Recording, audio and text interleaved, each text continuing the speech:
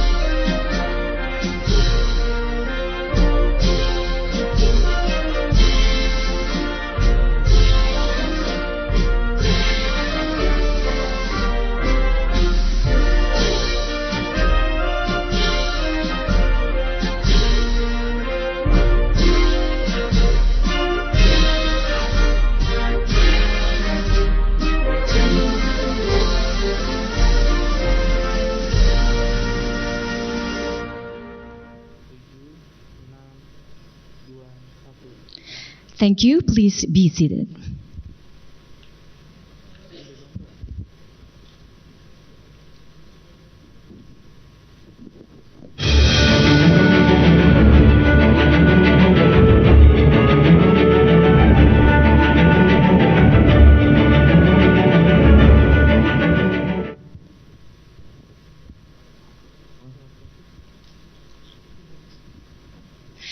Excellencies, esteemed guests, ladies and gentlemen, once again, a very warm welcome to the launch of the Scope HE program.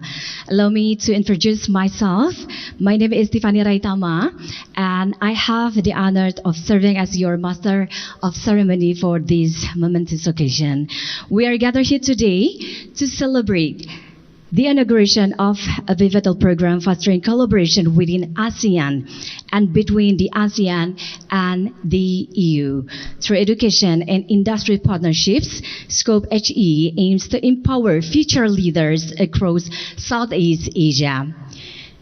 Excellencies, distinguished guests, ladies and gentlemen, to begin our program, it is my pleasure to invite His Excellency Dr. Carl Kim Hourn, the Secretary General of ASEAN, to deliver his welcoming remarks. Your Excellency, the floor is yours.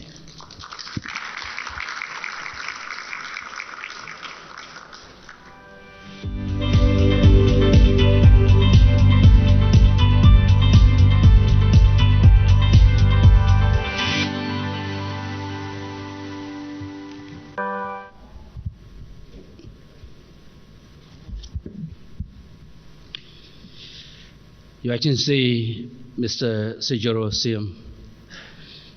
EU Ambassador to ASEAN, Excellencies, permanent representatives to ASEAN, of course, permanent representatives of the ASEAN member states, ASEAN senior officials of education, Mr. Peter Van Tel, Director of Nuffic, Southeast Asia, Dr. Guido, Schnieders, Director of DAAD, Regional Office, Jakarta, Excellencies, distinguished guests, ladies and gentlemen, a very good morning.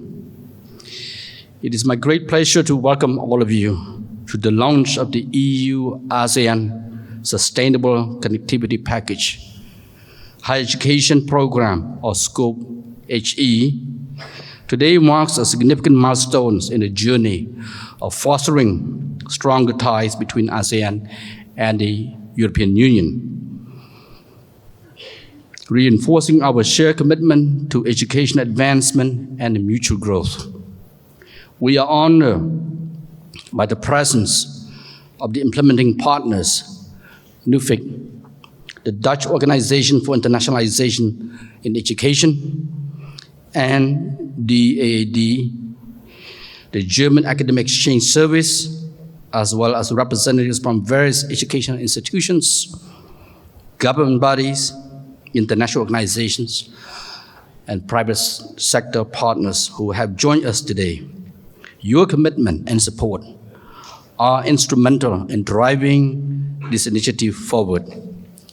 Through the Scope HE program, ASEAN and the EU are joining forces to create a more connected and dynamic higher education landscape. This initiative, backed by significant financial investment, aims to enhance connectivity not only between the EU and ASEAN, but also within ASEAN itself. By promoting exchanges in people-to-people connectivity in higher education, technical and vocational education and training, TVET, as well as in research, we are laying the foundation for a more integrated and sustainable future. Special emphasis within this program is placed on gender equality and women empowerment, and the development of digital and green skills. These areas are critical as we prepare our youth for the challenges and opportunities of the 21st century, equipping them with the knowledge and skills needed to drive innovation and sustainable growth. This program builds upon the successes of the support to higher education in the ASEAN region, or SHARE program, which was funded by the EU and concluded in 2023. The SHARE program significantly enhanced the institutional capacities across ASEAN universities, fostering collaborative research and improving educational quality. The continuity of these efforts through the Scope Higher Education program will undoubtedly expand opportunities for deeper engagement and broader impact in higher education between ASEAN and the EU.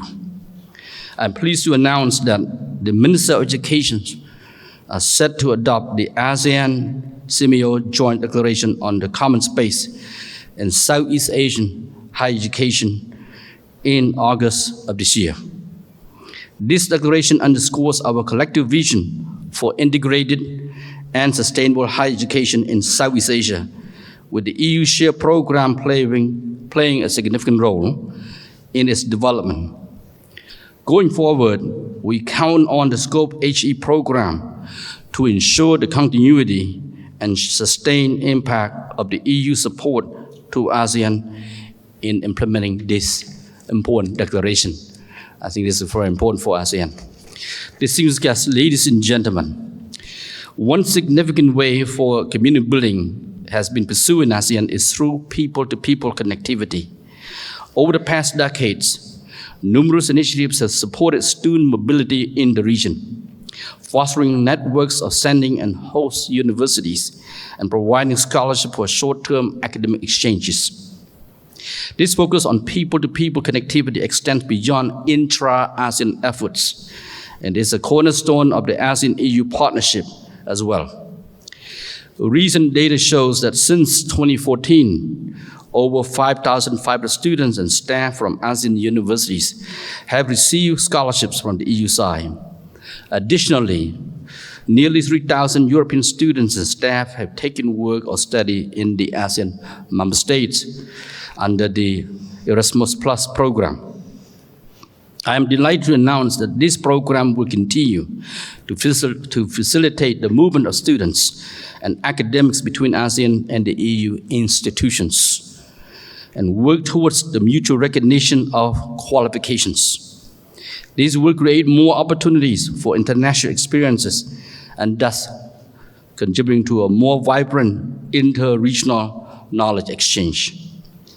Enhancing the mobility of students and professionals facilitates exchange of new ideas, fosters cooperation, and drives innovation. By nurturing professional relationships and cross-cultural interactions, these collaborations lay the foundation for enduring partnership and enhance economic opportunities between our two regions. Ultimately, such exchanges and people-to-people connectivity will more broadly strengthen social cohesion and inclusivity within ASEAN and EU member states. This will contribute to a more resilient societies in countering the resurgent trends of nativism and ethno-nationalism, and fostering a more integrated, harmonious, and prosperous future for all. Excellencies, ladies and gentlemen, another significant aspect of this program is the support for digital and green skills development. As climate change impacts grow more pronounced, green industries expand, and economies shift towards greener practices. Equipping our students with robust digital competencies and green skills become increasingly crucial. Higher education and TVET institutions play critical roles in preparing the workforce for these necessary skills. In fact, for ASEAN, we are now negotiating for the Digital Economy Framework Agreement, and we expect to conclude this before the next year. It will require a lot of digital skills in this regard. So I think this is quite important in that regard as well. By investing in digital and green education, we will greatly impact and of course also empower our next generations in the pursuit of sustainable development and the combat against climate change, while capitalizing on emerging opportunities to drive a green and innovative economy forward. This approach resonates with the wisdom of the late Nelson Mandela, who said, and I quote, "Education is the most powerful weapon which you can use to change the world." Beyond skills development, research collaboration is also vital for us to address today's global challenges. Facilitating joint research projects enables the sharing of knowledge and resources, leading to innovative solutions on a broader scale, benefiting both regions and the world at large. By investing in research partnerships, ASEAN and EU can drive progress in critical areas, ensuring a sustainable and technologically advanced future for all. Excellencies, distinguished guests, ladies and gentlemen, the collaboration between ASEAN and EU through this important program will no doubt enrich our education landscapes, fostering mutual understanding and driving collaborative progress. These partnerships not only empower our future leaders, but also serve as bridges that close divides and creating more opportunities for all. I thank you and a good morning to all Your Excellencies, ladies and gentlemen. Thank you. Your Excellency, thank you for your insightful remarks.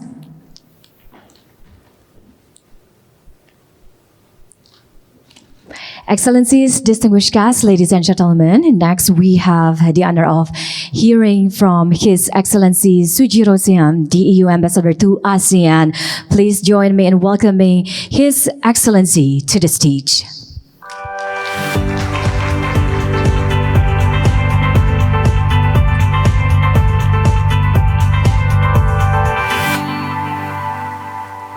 Thank you very much, Mistress of Ceremony. I'm always surprised when the MC is a master for women. Actually, there is a word for it. It's mistress of ceremony. So thank you very much, mistress of ceremony. His Excellency Dr. Khaw Kim Hourn, the Secretary General of ASEAN, Your Excellencies, permanent representatives of ASEAN member states, and my dear colleagues, the ambassadors of the European Union member states, members of the diplomatic corps, colleagues from the ASEAN Secretariat, colleagues from the education, research, academic communities, colleagues from the private sector, members of the media.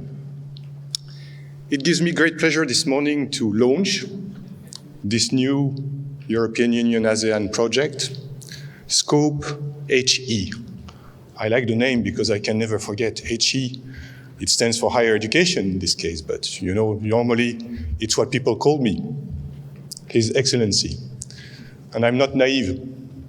I know they call me His Excellency because either they forgot my name or they can't pronounce it. So it's a much safer choice to say His Excellency. I know for all my fellow ambassadors, it happens all the time. And we play that trick too when we forget names. We call each other excellencies or ambassadors.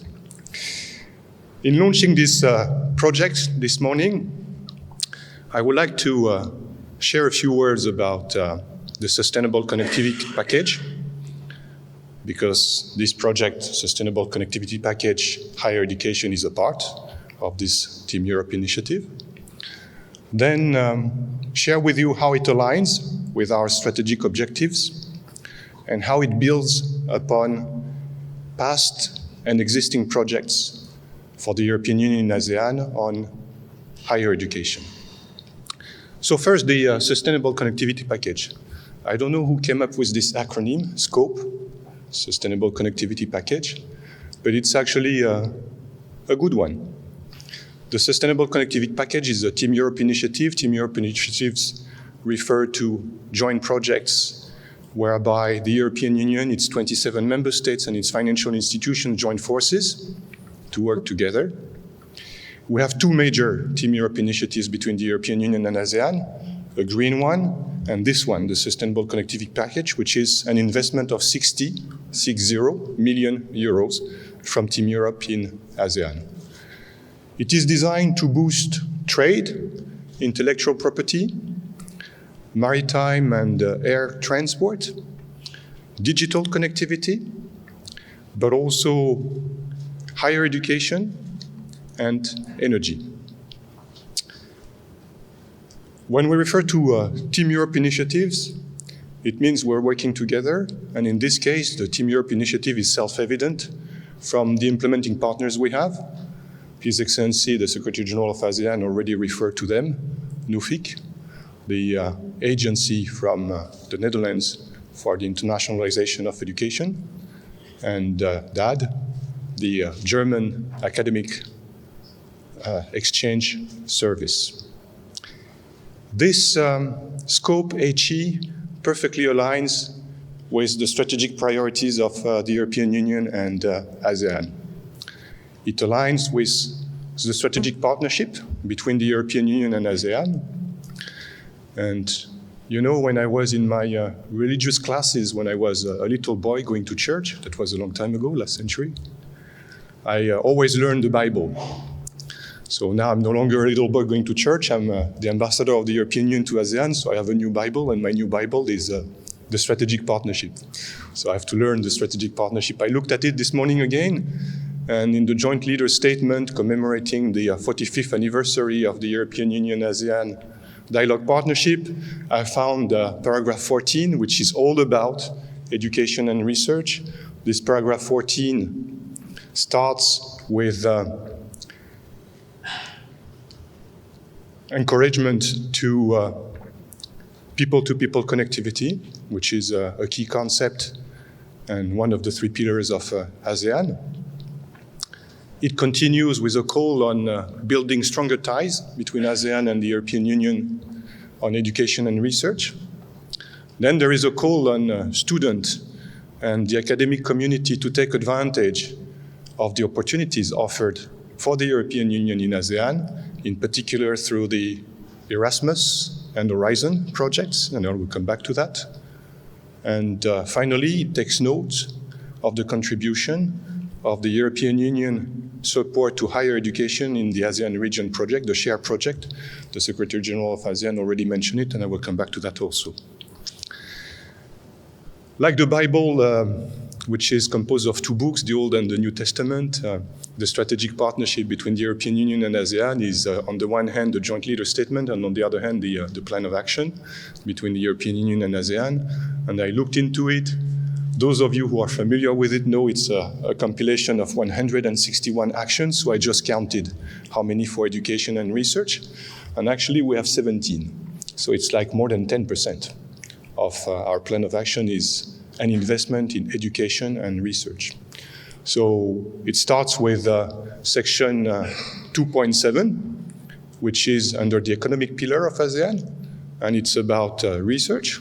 Then we have section 3.1, which is about education on the socio-cultural community, the third pillar of ASEAN. And in the cross-pillar section, we have the section 4.5, which is about TVET, technical, vocational education and training, but altogether that's 9 actions plus 7 actions plus 1, so that's 17 out of 161. It's not a math class, it's just a good percentage, I think, to have more than 10% of our investment from the European Union in education and research.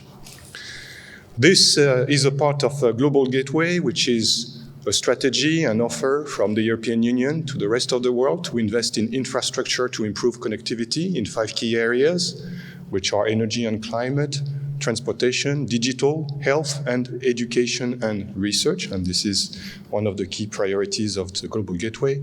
For ASEAN, the Global Gateway is a commitment from Team Europe of 10 billion euros of investment across the ASEAN member states. When we met for our Joint Cooperation Committee on the 8th of May, we came up with this figure of 4.2 billion euros of projects already underway, especially in the form of flagship projects. We have 14 flagship projects. And when I looked at this list of 14 flagship projects, I could only find one on education and research, which is not so much, but it lifted my heart to see that this project is from Cambodia.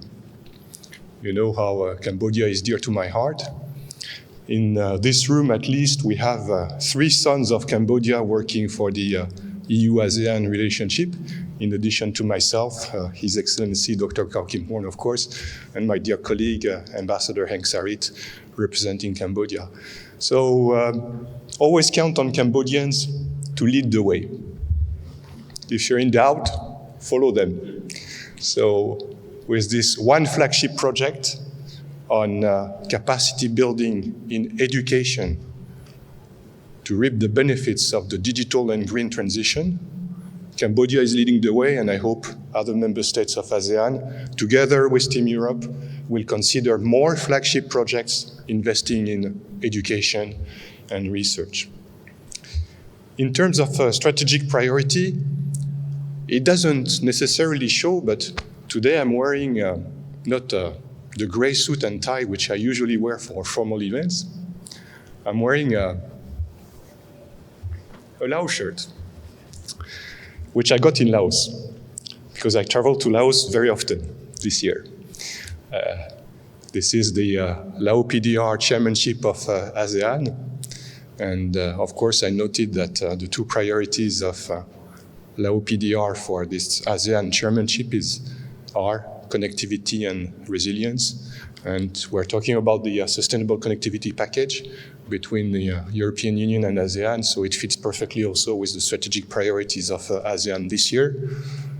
And it's also very comfortable to wear that because I don't have to wear a tie, so it's a very good fit. Thank you very much, Ambassador Bo. I will finish with the third point I mentioned to you in my introduction, which is to share with you how this sustainable connectivity package on higher education builds on past and existing projects. The joint leader statement referred to the SHARE project, which again is the European Union support to higher education in the ASEAN region. It was an investment of 15 million euros over a period of 7 years to increase academic exchanges, to work on in education and research dialogue, and also to improve the quality and standards of education in the ASEAN region.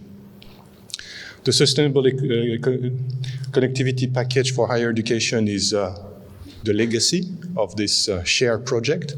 So it takes on board the lessons learned and focuses on new priorities which are adjusted to the new needs of ASEAN and the European Union in terms of education and research. So in there, of course, we will keep this priority on student mobility, academic mobility, but we will also build on a university network, and we introduce this new priority on technical vocational education and training, which is basically to prepare the young generation to the new job requirements on the labor market here in ASEAN. Two other projects have been mentioned, Erasmus and Horizon Europe. Erasmus was created in 1987, that was a long time ago. It's the European Region Action Scheme for the Mobility of University Students. So it's not only a reference to this scholar from the 16th century, the Dutch Erasmus. Lambert, you know, of course, Erasmus, because you even have a house named after him in your compound. And you know, he was the perfect illustration of academic mobility that was in the 16th century, but Erasmus traveled to all the major universities in Europe of the time. He went to, of course, he was in the Netherlands, but he was in Oxford, he was in Cambridge, he was in Paris, he was in Rome, he was in Bologna, he was in Freiburg, he was in Basel, he was in Leuven. So all the universities which existed at the time, he went there. And he was a good example for students who are looking for mobility. And since 1987, 12.5 million students have taken advantage of this Erasmus scheme for student mobility. The last project which was mentioned is Horizon Europe. Horizon Europe is the single largest publicly funded research program in the world. It has a budget of 95 billion euros. For the ASEAN region, over the past 10 years, it has funded 90 projects involving 109 research institutions in the ASEAN region for a contribution from the European Union of 10.6 million euros. I will finish here.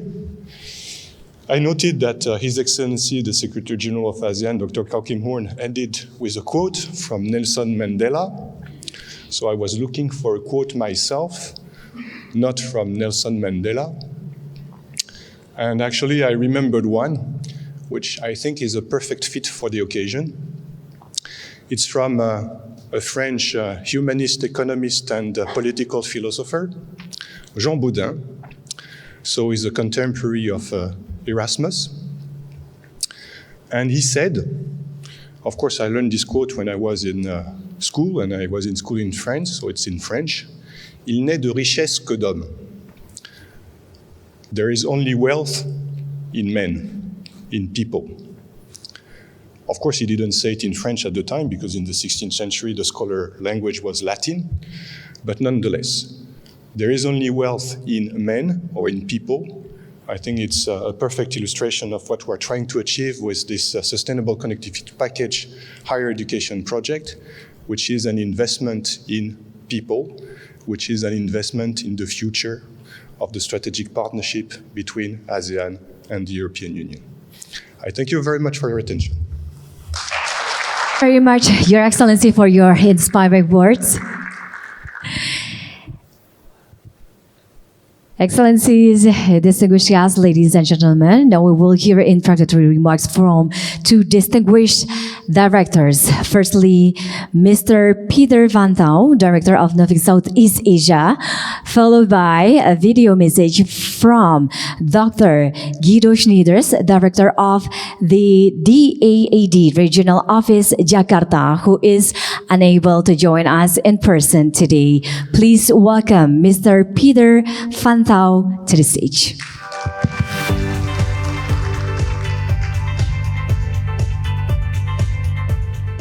Thank you, Miss MC.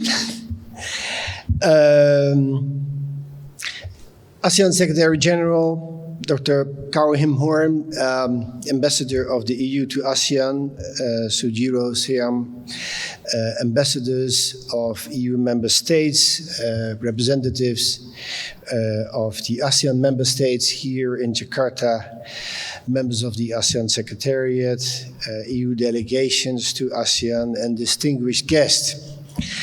What a pleasure to be here this morning and to launch the EU-ASEAN Sustainable Connectivity Package Higher Education Program, Scope HE. I really want to thank the ASEAN Secretariat for hosting us this morning in this wonderful room for this festive occasion. Nuffic, Southeast Asia, and together with our German counterpart, the Deutsche Austauschdienste, the German exchange service, DAAD, we are honored and very happy to have been selected to implement this new program. Nuffic is the Netherlands Organization for the Internationalization of Education. And we have been here in Jakarta since 1997, for more than 25 years already, involved in a great variety of programs to support and build knowledge connections initially between the Netherlands and Indonesia. However, if you look at the evolvement of our office, I think it fits where we are now and why I'm standing here. Since 2015, we have been involved as a consortium partner in the implementation of the EU Share project, already referenced by Ambassador Sujiro. So we branched out and looked more regionally at the ASEAN and started to relate to networks of universities in other ASEAN member states. So our office has gradually been looking way wider into the Southeast Asian region. And we saw that our constituency, the Dutch knowledge institutions, but also from other EU member states, started to do that, to look more and more at the ASEAN as one region. Same is true for the corporate sector. Later on, there's Glenn Pardedi here from East West Seeds, important company working in the agricultural sector. Such companies typically look at Southeast Asia as one region, where to produce something, where to sell something. So the regional perspective has grown in the functioning of our office, and our office became Nuffic Southeast Asia earlier this year. As Ambassador Sujiro was referring, we have been involved in the implementation of EU Share for 7 years. That was a great experience. The key purpose of Share was to support ASEAN to build a higher education area inspired by the EU higher education area, which I think is fair to say is one of the most successful projects of the European Union. If you look at not only at the level of student mobility, but how that translates into a much more mobile labor market and how it supports our economies, really. So really happy. Secretary General was just referring to that next month there will be the official declaration in a way of that Southeast Asian higher education area by ASEAN and SIAMIO, and very happy that I do hope that EU Share has been meaningful in contributing to establishing that area. So major progress has been made, but it also means that we are now going into the next phase, into the next step. And that's where Scope Higher Education fits into the picture. Let me elaborate a few elements of Scope. One is, I would like to be clear, it's a small consortium. It's Nuffic and DAAD together, but from the outset, we will certainly try to engage with the education sectors broadly in the European Union, education agencies, because the beauty of the EU, I think, in the knowledge sector is precisely its variety. And it's great to see several ambassadors of EU member states also present here. So we will actively try to accommodate that interest. We see that also in changing figures in student mobility, for example. There's more students from this region going to more different European countries. Our program has a little bit of a long name, but I think it shows the ambition. And it underlines, I think, as has been elaborated already by Ambassador Sujiro, how it is now part of the strategic partnership. I wasn't aware that this is your new Bible, Ambassador, but I take that as an important imperative also for us. The three thematic focus area of scope are the green transformation, the blue economy, and digitalization, as already elaborated by the Secretary General, in addition to cross-cutting issues, women empowerment and inclusivity. All of these are among the bigger questions of our time, and they fit within ASEAN and EU priority areas. Now, the connectivity in scope will have three dimensions. Scope will make connections vertically in the education column, because it will not only focus on higher education, but also on vocational training. That is essential, because let's look at the green transformation and let's look at green skills. We need fundamental research there in order to innovate our food production. And later on in the program, you will see Eden Vinagrata from the Philippines studying in Singapore at the moment, looking at that transition of an animal-based to a plant-based food systems, for example. So you need the high-end research, but it cannot stop there, because the results of that research need to translate into skills on the work floor to make new products, and then into the marketing of those new products, and ultimately in changes in human behavior. So you need that kind of comprehensive approach. So we will work on those themes across the education column.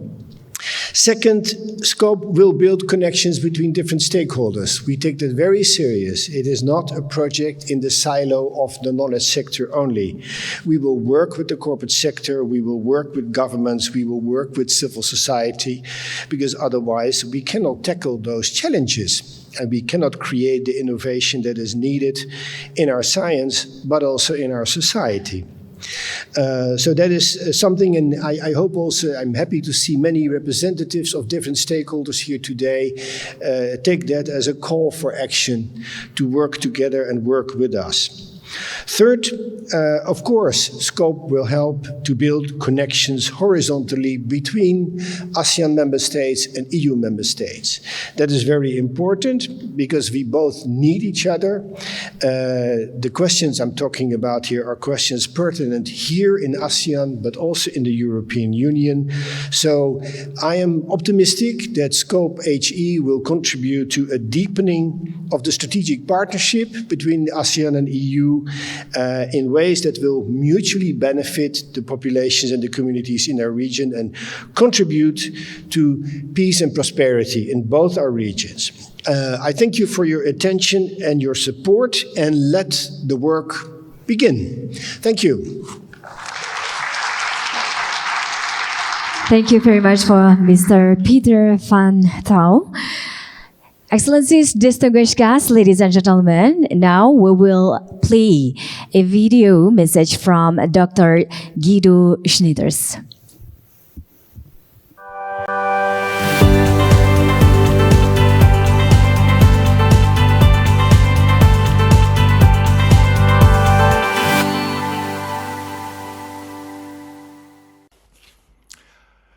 Your Excellency, Secretary General Kao, Your Excellency, Ambassador Siem, Ministers, Ambassadors, representatives of the diplomatic community, ladies and gentlemen.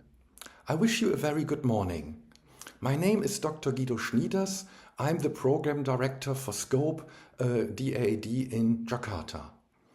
It is an honor for me to speak to you today on the occasion of the official launch of the Scope Higher Education Project on behalf of the German Academic Exchange Service, or brief DAAD.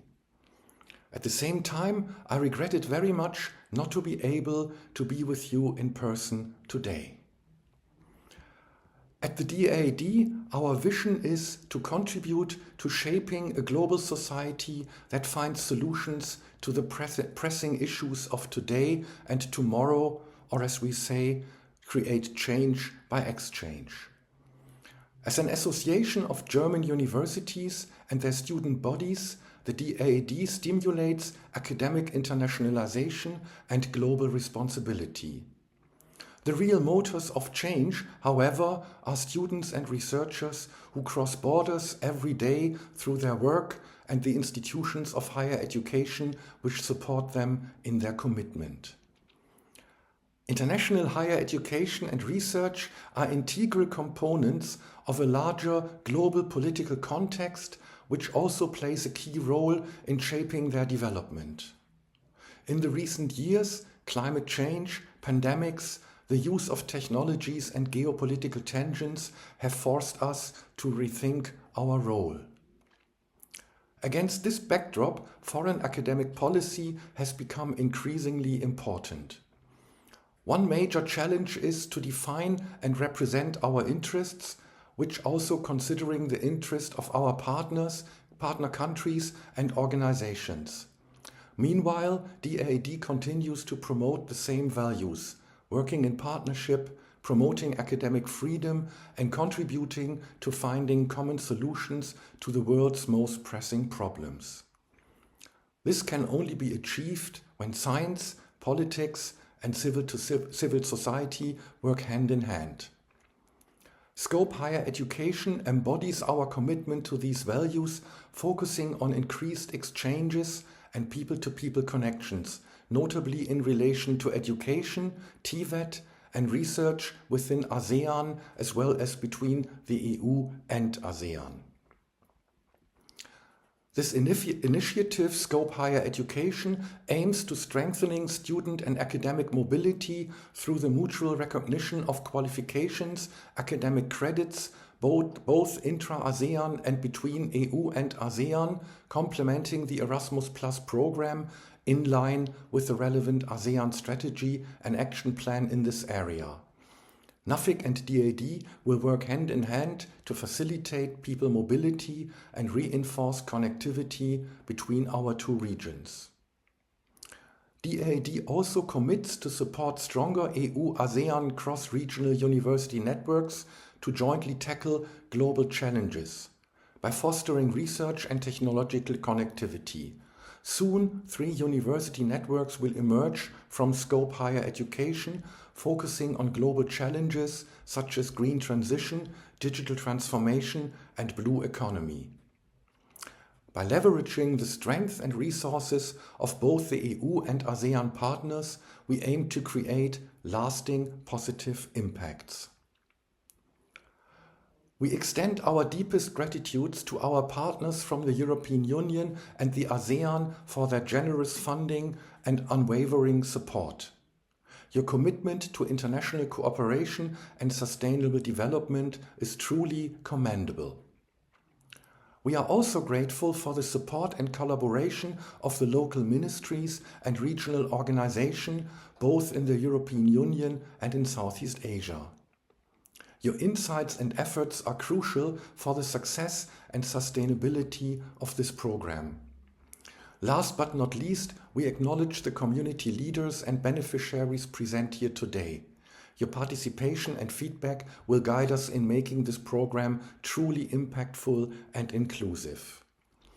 We believe that collaboration is key to the success of this program. We are committed to working closely with all stakeholders to achieve our shared goals.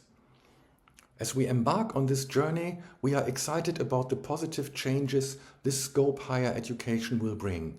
Together, we can make a meaningful difference and create a brighter future for everyone. Thank you once again for your presence and support.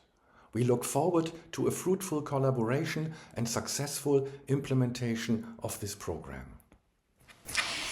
Please give applause to Dr. Schnieders for the warm remarks. Excellencies, distinguished guests, ladies and gentlemen, Now we proceed to the highlight of our event today, the official launching ceremony of the Scope HE program.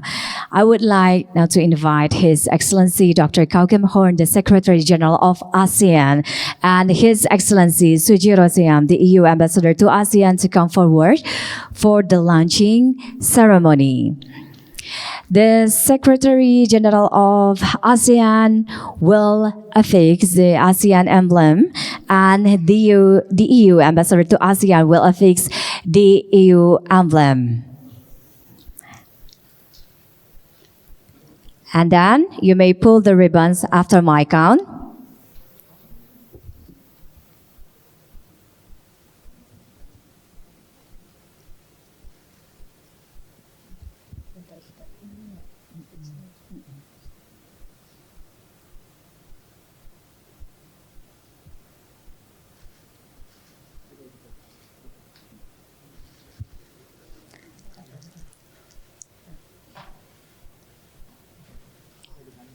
All right, on my count, you may pull the ribbons. On 3, 2, 1. Please give a big applause.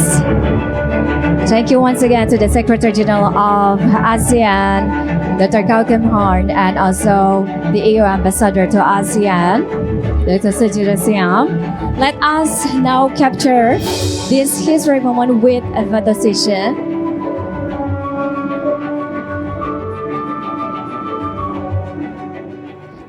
Yes, and then now I invite permanent representatives and ambassadors of ASEAN and EU member states to join to the stage for the photo session.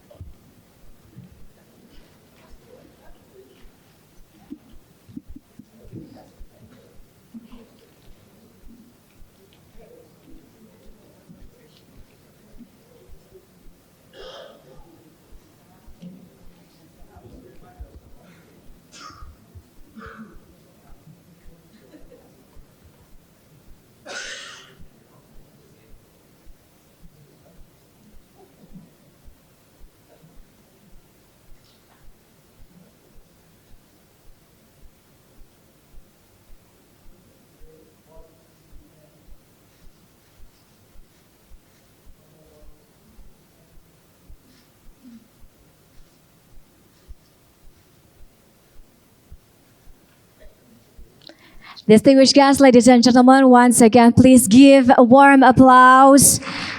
Thank you very much to His Excellency Dr. Hourn, the Secretary General of ASEAN, and His Excellency Sujiro, the EU Ambassador to ASEAN, and also permanent representatives and ambassadors. Thank you very much. Distinguished guests, ladies and gentlemen, the Secretary General and the EU Ambassador will now step out for a brief press doorstop. Meanwhile, please enjoy a 2-minute video presentation highlighting the key aspects of the Scope HE program.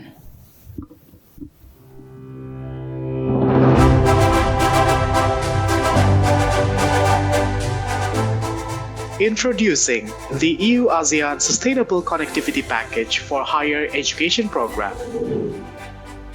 The program is part of the EU-ASEAN Sustainable Connectivity Package, designed to enhance connectivity between the EU and ASEAN and within the ASEAN itself.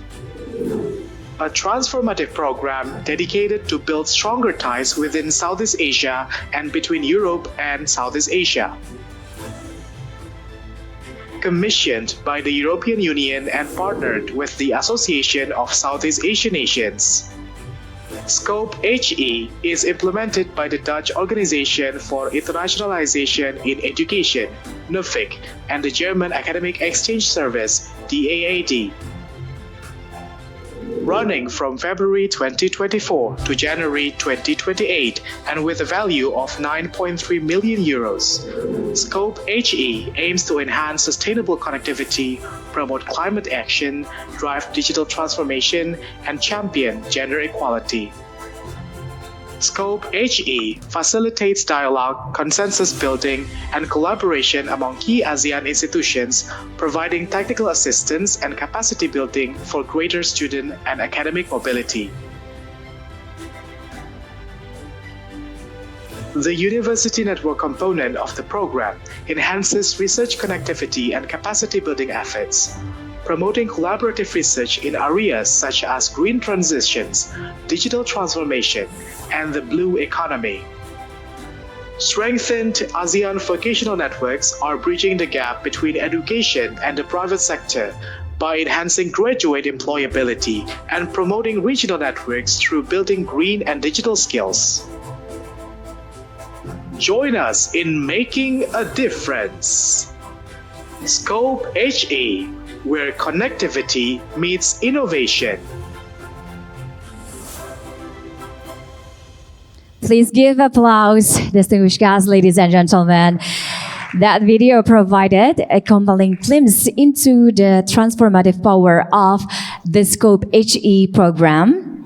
And now, moving forward to unpack the exciting possibilities it presents, we have a distinguished panel ready to share their expertise. Distinguished guests, ladies and gentlemen, it's my pleasure to introduce our moderator for this session, Dr. Frank Feulner, team leader of the Scope HE program, who will kick off the panel discussion titled Fostering EU-ASEAN Collaboration, Empowering Future Leaders Through Education and Industry Partnerships in Southeast Asia. And joining Dr. Feulner on stage today are our esteemed panelists, Professor Dr. Insinyur M. Faiz Syuaib, Director of Research, Technology and Community Service, Indonesia, Ministry of Education, Culture, Research and Technology. Terima kasih, Bapak.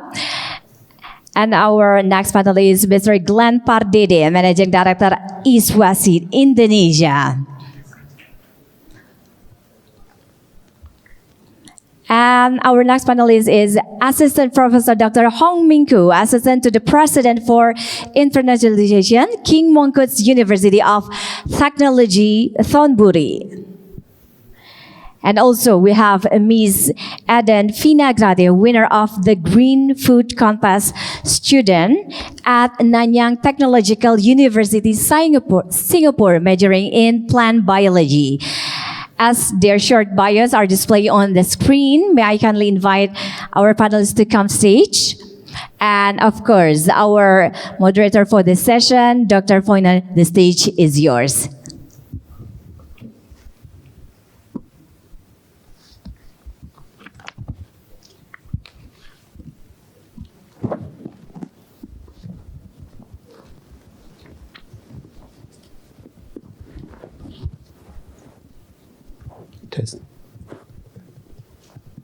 Thank you, Tiffany.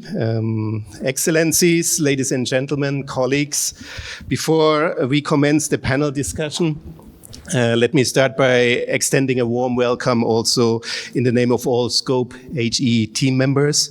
My name is Frank Feulner and I have the honor of moderating this discussion.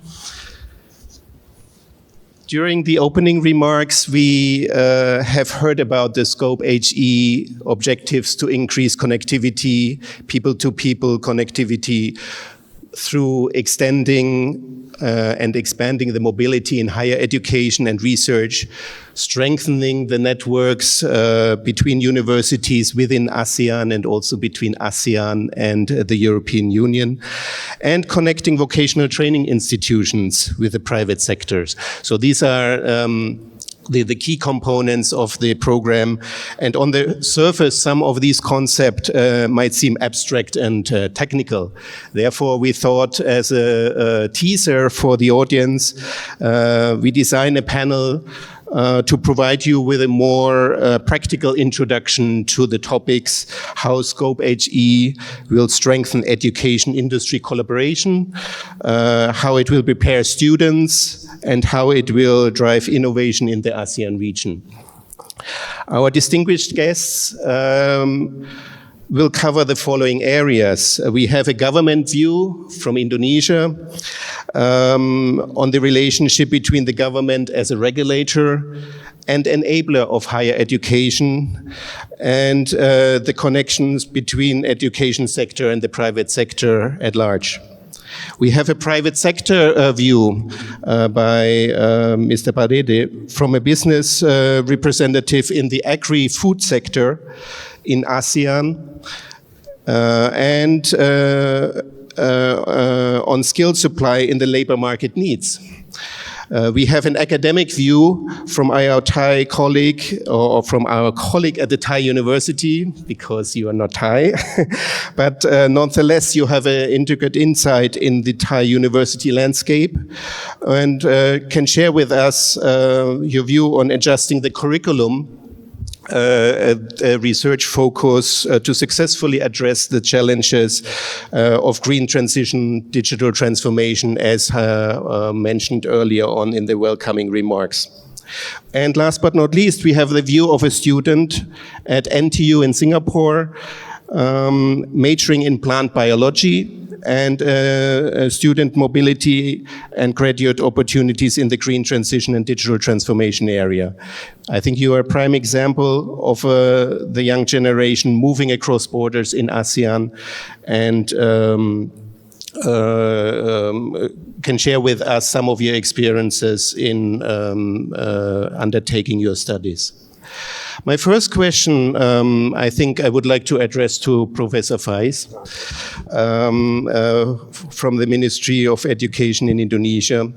Since your ministry is known to support student mobility and cultural exchanges, and also institutional cooperation, especially in higher education and research, what policies can we expect in the future to further enhancing student mobility and accessing a shared regional higher education space? I think we can start out with looking at the policies that are already in place and that you foresee to be strengthened in the future as an entry point. Please. Okay, thank you, Frank, Master of Ceremony, and also distinguished guests, ladies and gentlemen. Of course, first of all, we agree, like Excellency Ambassador said, education is the investment of the future. So without education, it is really difficult to shape our future. Especially in our country, in Indonesia, as you know, Indonesia is maybe about half of ASEAN. We have a lot of young generation here. We have a lot of market and etc. So we agree that the education quality and relevancy are really important in our country. So how our policy regarding the education, especially in higher education, is there's 3 points. First is how to leverage the participation rate. Of course, we have now maybe about 30 million young generation which in higher education age, about 18 until 24 years old. So now participation rate, relative increasing. No one among 3 of that age can go to our university. And the second, of course, after participation, we have to leverage the quality of higher education. To leverage how quality, maybe we can leverage about the curriculum, about the facility, about the quality of the lecturer, and etc. And the most important, the third one, how to reflect the relevancy about what's going on in the higher education with what is needed by the stakeholder outside of the higher education. To engage the relevancy, of course, the connectivity is really important. relative connectivity among the higher education itself, connectivity among the stakeholder inside the higher education. And much more important is how the connectivity among the higher education with the stakeholder will be the user of the output and outcome of the higher education in the West, in the ASEAN, etc. Because of that, in our policy, we really strengthen how the higher education have connectivity within the campus and outside campus by the mobility program, by internship program, by how the professional also become a part of the lecturer and curriculum in our university. I think that as for the introduction of our policy. Right. Acknowledging the diversity within the education sector and also within the regulatory sector throughout Southeast Asia,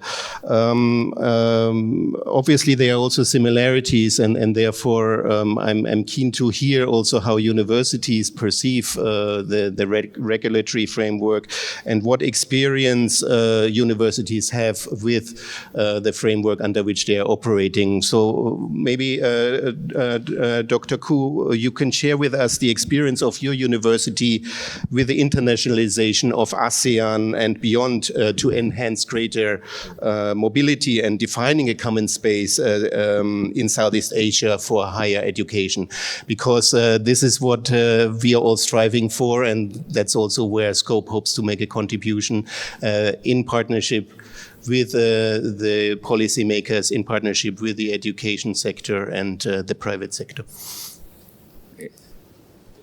It's on. Automatic, okay. Well, thank you so much. It's a pleasure to be here this morning to share some of my personal experiences and also our university experiences with this concept of internationalization of a university. Actually, okay, something that our university has emphasized a lot in the past 10 years, okay, because before, I guess 2015, okay, we never had a vice presidency, okay, the position that is responsible for internationalization alone. Okay, so we have come to realize that this is something that networking with overseas partners, especially also with the private sector, has become a crucial element of learning. We have noticed that students who are exposed to other cultures tend to learn faster and better, and also they tend not to be cocooned within their own learning environment. Okay, so we have created this student mobility program, okay, where we subsidize our students to go overseas, and also we open our university to admit a lot of more international students. So I can give you some examples with regards to the EU and the ASEAN universities. Okay, so for example, last year, okay, we have enroll, okay, I mean, we talk about internationalization, right? There's certainly outbound and inbound students, okay? So let's talk about inbound first, okay? Students coming from EU and coming from ASEAN countries. So we enroll around no fewer than 400 students from ASEAN countries, mostly from I can give you some rankings here. From Myanmar is the top university, and then a top country, I should say. And then there are students coming from Cambodia and Indonesia. These are the top 3 countries where we are able to enroll international students, which make up about 60% of our total international student population. Okay, and of course, okay, the rest come from other various ASEAN countries as well as from the EU countries. For EU, okay, they tend to be more short-term students, like semester exchange rather than degree. Okay, if you talk about ASEAN countries, then most students come here as degree students. So these are exchange students from EU, and the top countries are like Germany, France, and the Netherlands. Okay, these are the top 3.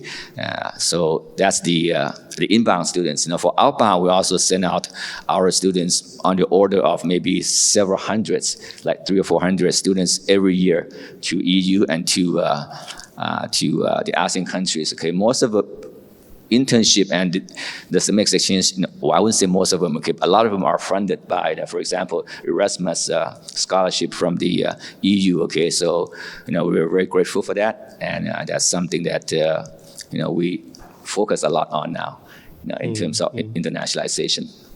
Thank you. You mentioned a little bit the necessity for strengthening the linkages between universities and the private sector, and we will elaborate on that a little bit later on.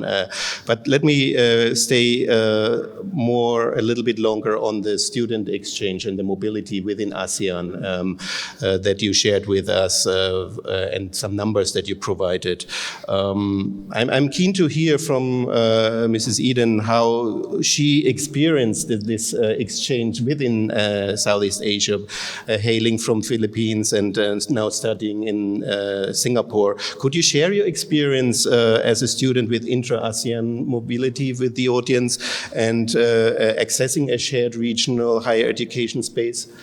In your view, have standards become more aligned, and how was it to get your degrees recognized, I presume from high school or from your previous studying career? So I think that some standards have become more aligned, and some standards are more country or university specific. So for example, in NTU, in gaining admission, it's very a challenge, because in NTU, it is required, some standardized test scores are required to be passed to get an NTU. But other institutions, test scores such as GRE or GMAT, let's say. But other institutions do not place emphasis on these test scores. They focus more on other aspects of the student's application, such as her personal experience, research experience, or academic performance. But other standards such as, let's say, language proficiency requirements. So that is a very important standardization, because as an international student, it would be hard for me to, it's a primary challenge to adapt to an educational system that English is not the dominant language. But for other technical standards I can think of is the curriculum-based standards for my country around 2013, I think. The government has decided to increase the pre-university education from 10 years to 12 years, so that aligned to the international standard and facilitated in a lot of employment opportunities for Filipinos like me, and also to facilitate opportunities for graduate studies around the globe or within ASEAN region. And when you speak to fellow students in Singapore, do you find like-minded or other students that also cross borders within ASEAN? Yes, there are a lot of students within the ASEAN that are also studying at NTU. And I think for peers like me, they are also very competent, because the academe is the curriculum they are is international based also, the standards. Mm-hmm. Thank you. I'm sure you have more to talk about, maybe later on during the lunch break, if people are interested to hear the experience of a student experience mobility in ASEAN. You can reach out to Eden. But I'd like to return to the issue that was introduced by Dr. Koo about the necessity for linking the higher education sector and the private sector, and pose this question to Professor Faiz at the ministry. Could you describe the policies a little bit to us by the Ministry of Education in Indonesia to bring together the higher education sectors, encourage universities, higher education institutions in Indonesia to reach out to the private sector and creating opportunities for fresh graduates? Okay, thank you. Of course, the connectivity between university and industry in the term of the education itself, what the student lecture, and the second, the connectivity in the matter of research and innovation. In the matter of the education, of course, how we have to prepare the talent in which will relate with the industrial development. Because of that, a part of our curriculum, we have what we call emancipated learning, in Bahasa Indonesia, Kampus Merdeka, Merdeka Belajar. It means there is a part of the curriculum that we encourage the student as well as the lecturer to engage with the industry. So there is internship program, there is some kind of a research together with industry, even there is a special class, practical class with the industry. And it's possible up till 2 or 3 semesters even, depend on the curriculum. Of course, there is the lecture of itself. The secondly, in the matter of research, in the research also, except of the basic research, applied research, also we had the scheme research. We've encouraged the researcher in university have to engage with the R&D in industry. So there is a matchmaking activity. So the government will endorse and will facilitate the researcher in campus in which they have partnered in industry. So that's how to bridging the innovation from the campus goes to the industry. Of course, in this activity, we encourage to make packs the activity among the education and the research. So while the lecturer doing the research with industry, the student also can go together in the internship program lecture.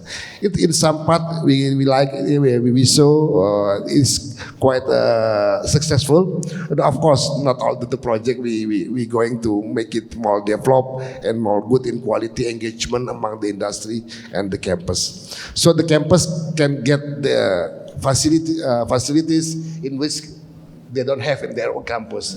They engage with the industry. So this part become our policy, and it will be continue and leveraging from the quantity and quality of the facilitating with our program like that. Thank you. I'm a little bit more interested about potential challenges you face as a ministry in encouraging this engagement before we hear from the private sector directly how this is being perceived and translated into reality. Where do you see the challenges, and where could a program like Scope HE be beneficial for you? Yeah, of course, the most challenging is how to make or develop the trust among the university and industry. Yeah. In which part the rule of the university can be catch up by the industry and vice versa. Sometimes because of the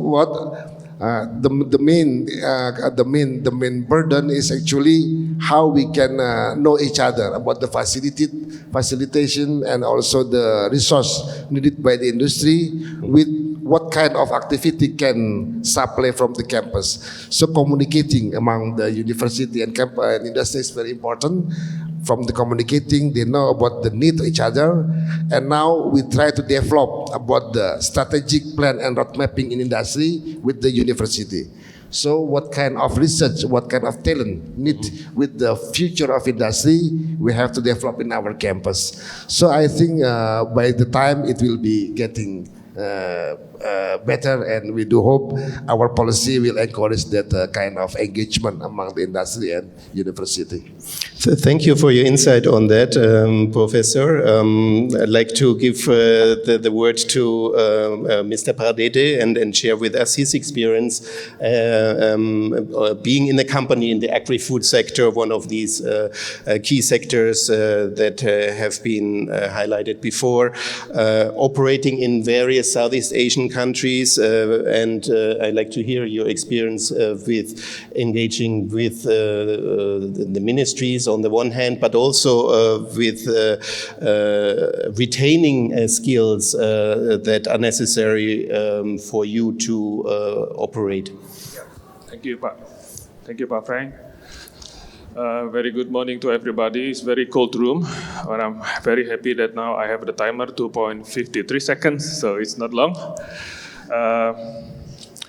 To set the context, I have to share a bit about the company. We are 35 years in Indonesia. The owner is Simon Groot, the Dutchman. He started in the Philippines around 47 years ago. And then after that, he moved to Thailand, Indonesia. So we are the major vegetable seeds company in ASEAN. So we are everywhere. So last week, we also set up our new factory in Cambodia.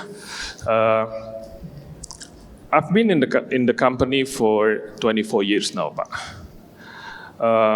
And this is a very sexy business. We are producing vegetable seeds food is always been, now it's even more sexy because people need to eat, especially healthy food, which is vegetable. So after 24 years, I think in the last, let's say, 5 years, I feel the connection to universities are getting stronger now in Indonesia. Professor mentioned about curriculum Merdeka. We are heavily involved, I can say heavily involved with some campus, for example, University of Indonesia, IPB, ITB. They ask us also to help them in their curriculum. They even ask us, what do you think about this curriculum, Pak Glenn? These graduates, our graduates, are they, let's say, fit with what you want? As a future employees. So we are so happy that it's coming in. I think that's a very good start. So, of course, we are doing it, and now graduates from that university, we know already that they already also use our curriculum from us. But if you ask me, are we satisfied? So far, not yet. I think there are many, because in this industry there are many knowledge, many new technologies that we still have to acquire, and it's also not available yet in Indonesia. And so far, it's still work in progress. But your last question about retention, and that is the not easy part, because now we talk about Generation Z or even Y, it's so hard to retain. So I think that's the challenge. So if university keep on producing good students, so we are okay. I think that's the answer. Yeah. You raised the issue of the curricula that need adjustment, and obviously not only in the higher education sector, but also in the vocational training institutions. Yeah. But I'd like to pose the questions to Dr. Koo with regard to your view on the development and the further advancement of the curriculum development and research focused to successfully address the challenges of green transition, digital transformation, blue economy, and nutrition security in the wider Southeast Asian education common space. All right, I'd like to start out by saying that collaborating with the private sector is really crucial for both sides, okay, especially on the side of academics, because there are several benefits to that, okay. So for example, the faculty members will have more exposure to some real life problems out there rather than sitting in the ivory tower and churning out some basic research. And the second benefit, okay, is about funding, right? You're able to draw in funding from the industry and be able to train your own students at the graduate school level. So there are lots of benefits that come with collaborating with the private sector. The best form of, in my personal opinion, okay, and our university experience, okay, in form of collaboration with the private sector is through something called work integrated learning, which means that our students actually have a compulsory internship component in their curriculum, and they have to go out in industry and be there, okay, and work there as interns for X number of months or sometimes even up to a year, okay, and that way they could facilitate a lot of knowledge transfer between the advisor in the university and the private sector, okay, and oftentimes, okay, because of the connection, we are able to invite experts from industry, okay, to come and teach at our university, to give special courses, things like that, special seminars, okay, and so I think that's very important, okay. I can give you some examples about this kind of collaboration, okay. For example, there are a few big conglomerate companies in Thailand like SCG Chemicals, SCG Cement, okay, that is in the business of producing a lot of cement. These companies are, I don't want to say the words notorious, okay, but they generate a lot of greenhouse gases, especially CO2. Okay, so lately, okay, I've noticed that these companies are heavily involved in this type of carbon capture and utilization. Okay, so it's an ideal opportunity for our students to go out there, okay, and work on these projects for them, okay, and bring in the expertise into our university. So I think there is a need. Okay, now you asked me about the adjustment to the curriculum. I think a lot of curriculum should include this internship component, this work integrated learning that allows the students to go out and and see the real world, okay, and bring back the problems from industry. You mentioned integrated learning, the need for internships in your courses or at your university, at your campus. Is that already picking up? Do you see, in your view, that the cooperation between higher education institutions in ASEAN and the private sectors to create opportunities for fresh graduates through introducing them through integrated learning is happening, is receiving additional attention to previous times?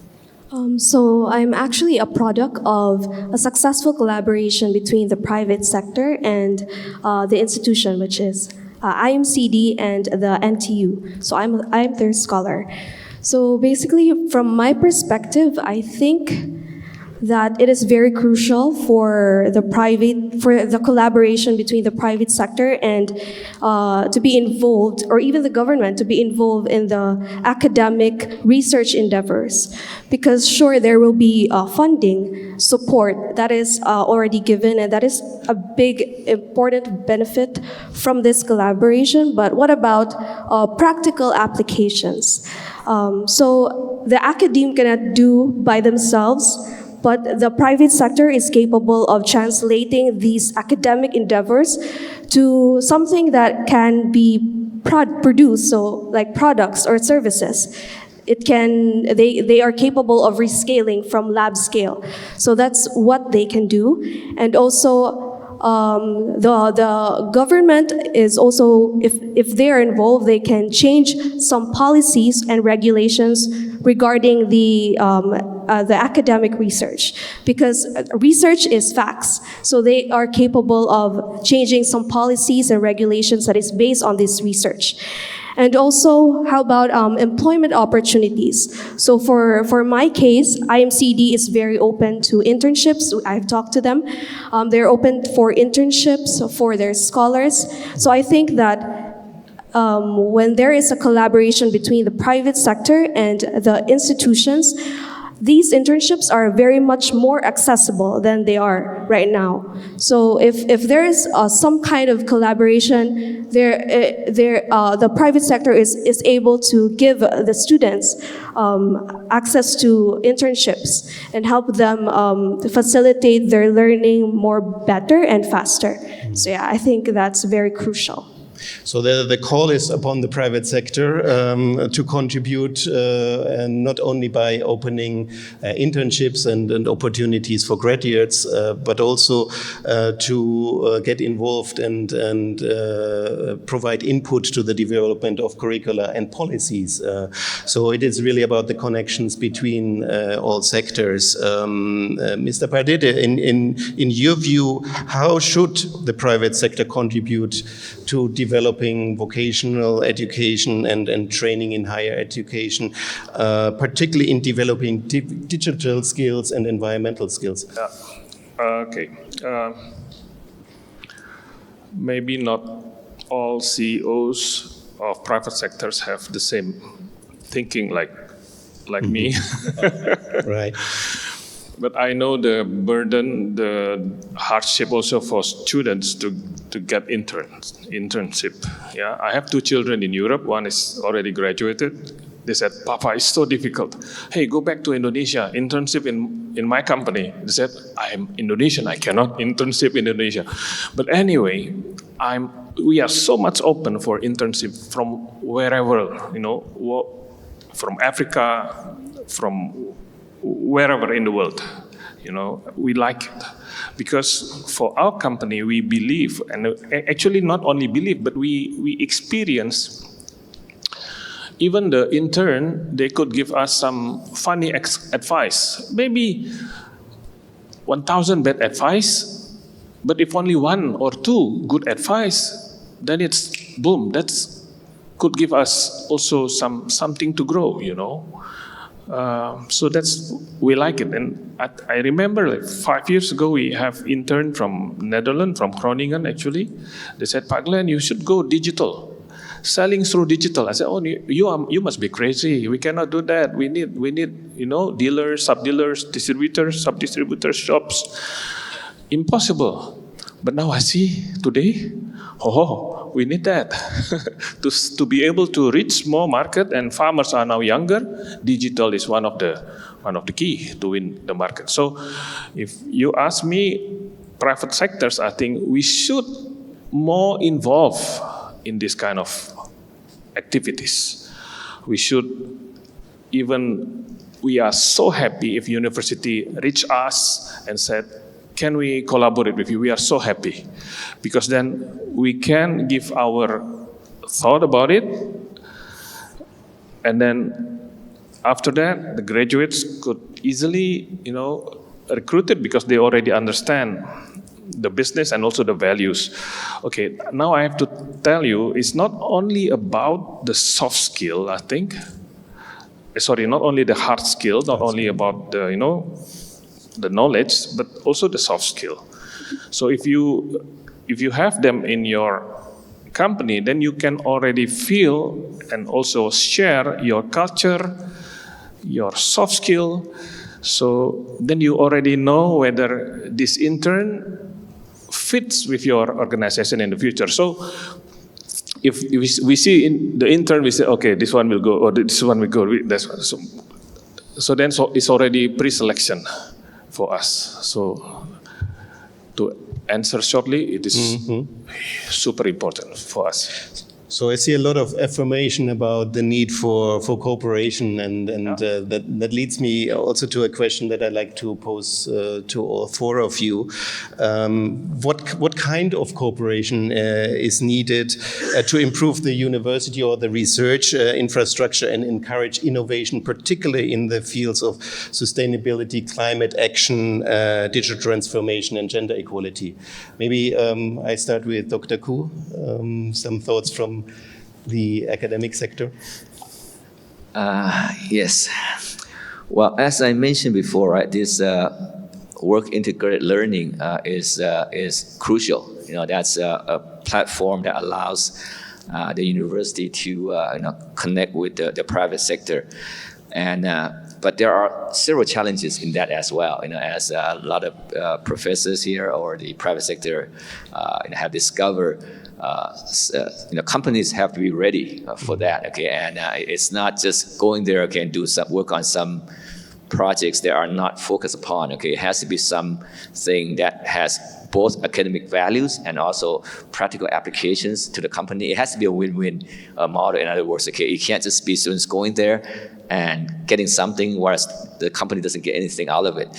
So it has to be a win-win model, and that requires a lot of commitment by the company as well. You know, even though the top guy may say, the CEO say, okay, let's do internship, but if it's just top-down approach, okay, and the plant operators, the technicians in the lab are not aware, okay, or are not bought into this idea, then it's not going to work. Right? So that's a challenge on the private sector side. On the university side, okay, you have to convince more professors, more faculty members to want to go out, because professors sometimes have a tendency to just want to do their own research, right, and do basic research. And then there's also the challenge of joint research when there is an output that involves confidential data. Then what do you do with that, right? The private sector wants to keep that a secret, but the university probably want to publish that, right? To enhance the career and the reputation of the university. So there has to be some sort of a compromise there. That has to be worked out. So those are some of the challenges that I see. Okay, but it can be worked out. If both sides really want to do it, and work hard towards it. You point at the need for companies to reach out and to be prepared, and we hear from Mr. Pardete that the private sector is quite diverse amongst companies realizing the needs already and investing in recruiting and sometimes even internally through academies increasing the skills of their newly recruited staff members and employees. However, what could be done from the regulatory sector to encourage this? Are state funds needed? Are regulations needed? Or how could the ministerial level, for example, or also on the subnational level through governments, this cooperation be further encouraged to flourish between the private sector and universities? Okay, thank you. Yeah, I think we all agree that the education is, the rule of education is to serve the quality of human resource and as well as technology for the society. Now, global is changed, the need of also change, and demographic changing, technology changing. It means the education also have to change. Okay? As we know, the infrastructure of policy is there actually. Now, almost the higher education in the world adopted what we call outcome-based education. This is really different with our era before. Outcome-based education, actually, we educate the student to become such of quality, not just what we want to teach them, but also why after they graduate, how the professional sector, the industrial sector, the society need about the quality of the graduate. So in developing the curriculum, outcome-based education, not just by the inside the university. It's necessary to hear from the stakeholder, including the industry. What the need of industry about the graduate, about the knowledge, about the skill, and etc. like that. So my point is, now the policy already is there. Actually, industry very welcome to involve, to create the curriculum of the higher education. And secondly, how to run the curriculum. Now with our policy, also that in our policy in Merdeka Belajar, we encourage not just in developing the curriculum, but when to run the curriculum, we involve the stakeholder outside the campus. In this particular part is industry. So the student and lecturer also, we encourage how to engage with industry. Is there the policy already? Even before, maybe 10 years ago, it's very difficult for lecturer in campus to go outside campus for the student. Now we encourage and we acknowledge about the activity outside campus become part of the curriculum. Is there? But now the most important, how both sides make the more communicating to develop each other, to meet each other, so we can develop the curriculum that it fixed from the university with the industry, especially in vocational curriculum. Vocational, I think, must be more related with the need in the industry. Sometimes we need more pragmatism. Now, what kind of employment you need, actually it must be developed in the curriculum in vocational training.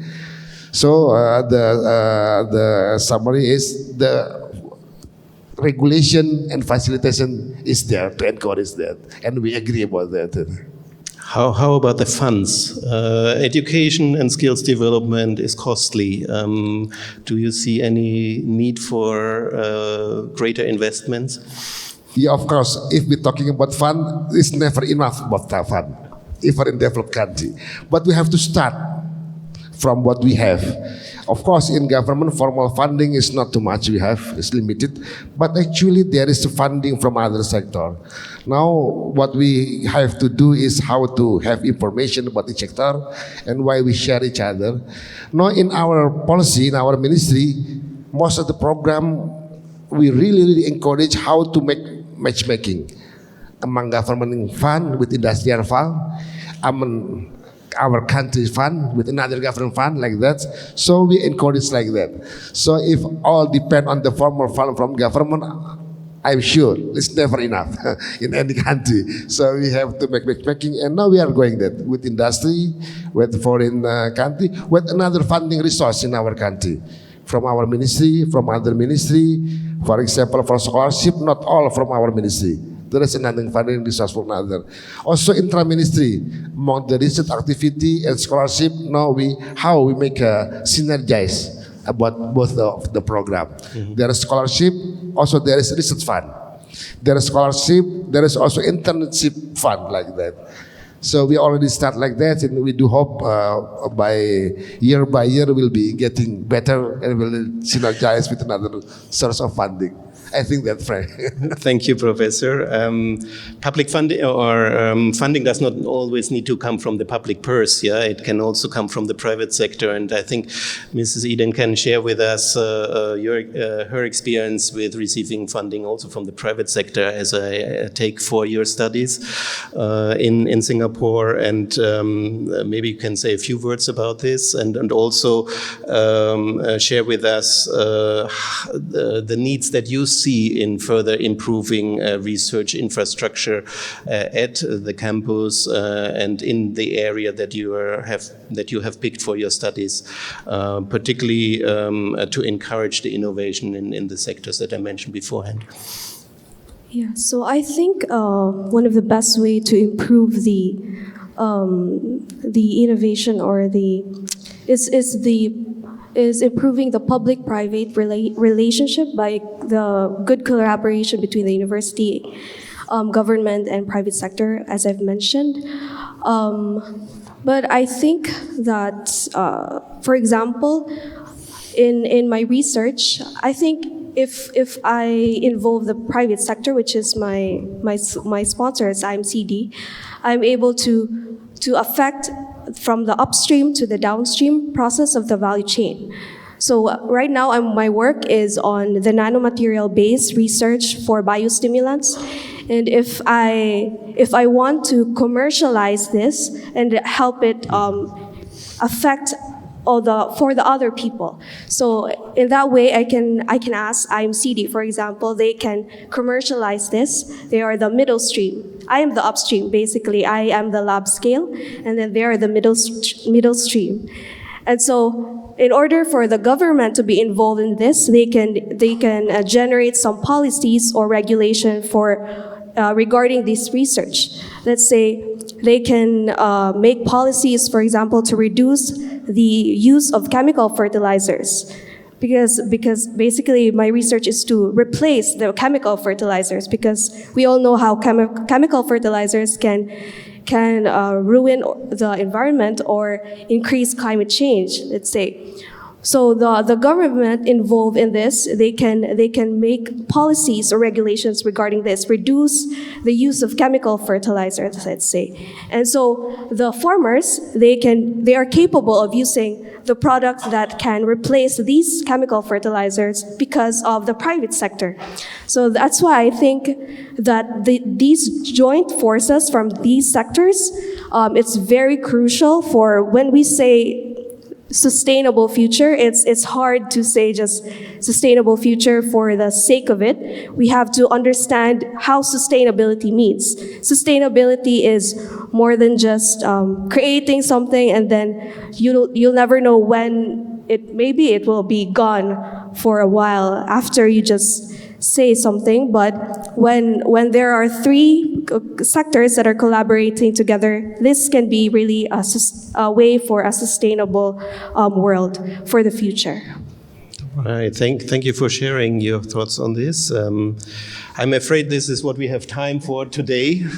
I just wanted to give you a little bit a teaser of the areas that SCOPE is going to cover in the coming months and years, the connectivities that we have touched upon that are necessary to be strengthened further, and would like to thank the panelists for sharing their insight and experiences. Please give a round of applause for the distinguished panelists.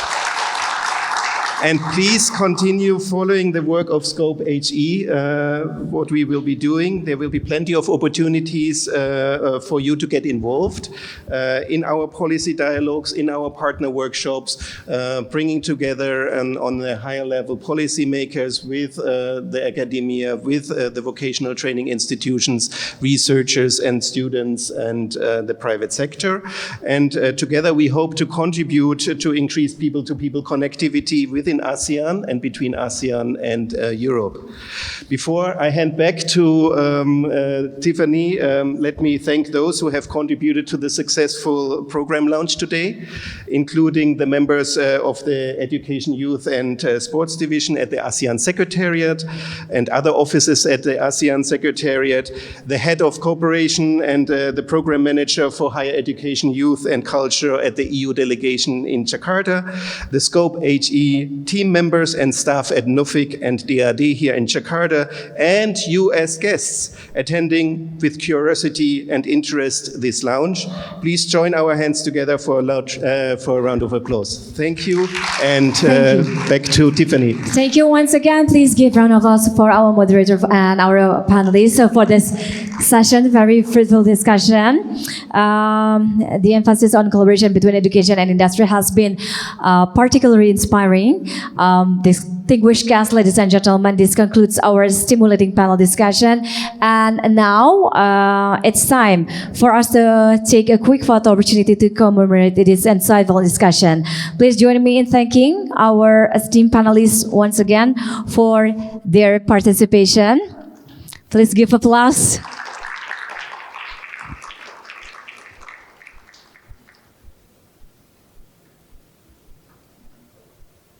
Yes, you may have a photo session for...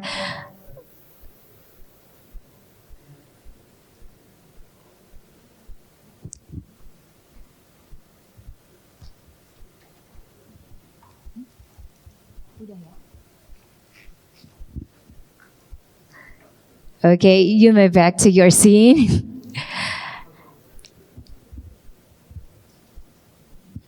Yes, you may back to your seat.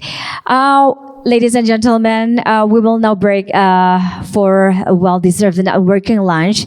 This is a wonderful opportunity to connect with fellow attendees, exchange ideas, and delve deeper into the exciting prospects of the Scope HE program.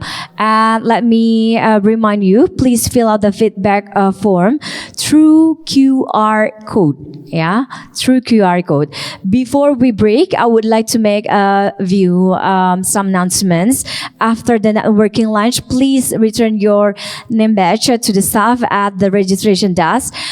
This will help us reduce funds and support our environmentally friendly initiatives. Additionally, we kindly request that you complete the feedback form once again, which will be sent to you via email. Your feedback is invaluable in helping us shape future events. Once again, thank you for coming, for joining us today. I hope you enjoy a delicious lunch and productive afternoon ahead. Thank you very much.